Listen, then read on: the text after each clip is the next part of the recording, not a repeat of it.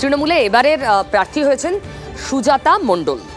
সুজাতা মণ্ডল প্রার্থী হয়ে ব্রিগেডে র্যাম্পে হাঁটার পর সম্ভবত তিনি খুশি হয়েছেন এবং শ্রদ্ধার্ঘ্য হিসেবে তৃণমূল সুপ্রিমো মমতা বন্দ্যোপাধ্যায়কে সারদা মায়ের সঙ্গে তুলনা করেছেন।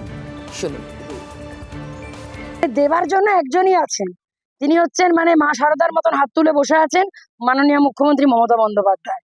আর সারদা মা কথাটা এই কারণেই বললাম, আমরা বাঁকুড়ার মানুষ তো, আমাদের এই বিষ্ণুপুর যেখান থেকে আমি দাঁড়িয়েছি, বিষ্ণুপুর লোকসভা, এখানেই কিন্তু জয়রামবাটি এই পাশেই ইন্দাস থেকে অত্যন্ত কাছে, সেখানে মায়ের অবস্থান।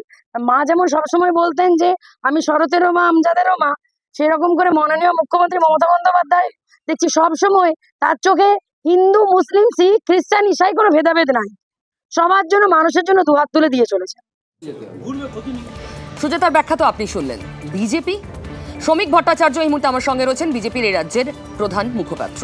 শ্রমিক দা, দেখো পিউ, আমি অনেক ছোটবেলা থেকে রাজনীতি করছি, এখন মোটামুটি সিনিয়র সিটিজেনও হতে চলেছে। তো আমরা যখন রাজনীতি শুরু করেছিলাম, রাজনীতির একটা নির্দিষ্ট পরিভাষা ছিল, একটা সংস্কৃতি ছিল, একটা রুচিবোধ ছিল, এবং আমাদের বলা হতো যে একটা রাজনৈতিক কর্মী হলেও তারও কিন্তু একটা মরাল ডিউটি থাকে to elevate the human mind and to sustain it there. কিন্তু আজকে সমস্ত কিছু বদলে যাচ্ছে। আজকে মুখ্যমন্ত্রীকে যারা মা সারদার সঙ্গে তুলনা করছেন, তারা কি মুখ্যমন্ত্রীর রাজনৈতিক উচ্চতার সঙ্গে বা ব্যক্তি মমতা বন্দ্যোপাধ্যায়ের সঙ্গে খুব একটা সুবিচার করছেন? কারণ একজন আজকে উনি বলছেন উনি মা সারদা, আবার কেউ ওনারই এক আত্মীয় সম্পর্কে বলছেন বিবেকানন্দ, আবার আরেকজন এর আগে ডাক্তার যিনি কুকুরের ডায়ালিসিস করেছিলেন পিজি হসপিটালে, যার নাম শোনা যায় কিন্তু ডায়ালিসিসটা হয়েছিল এসএসকেএমে, তো সেও বলেছে মা সারদা, এবং তিথি নক্ষত্র মেনে তারা জানিয়ে দিয়েছিল। সারদা দেবী বলেছিলেন যে আমি ভবিষ্যতে ওখানেই জন্মগ্রহণ করেছিল। পরিস্থিতি এমন জায়গায় দাঁড়িয়েছিল যে রামকৃষ্ণ মিশন পর্যন্ত প্রেস কনফারেন্স করে তার প্রতিবাদ করেছিল।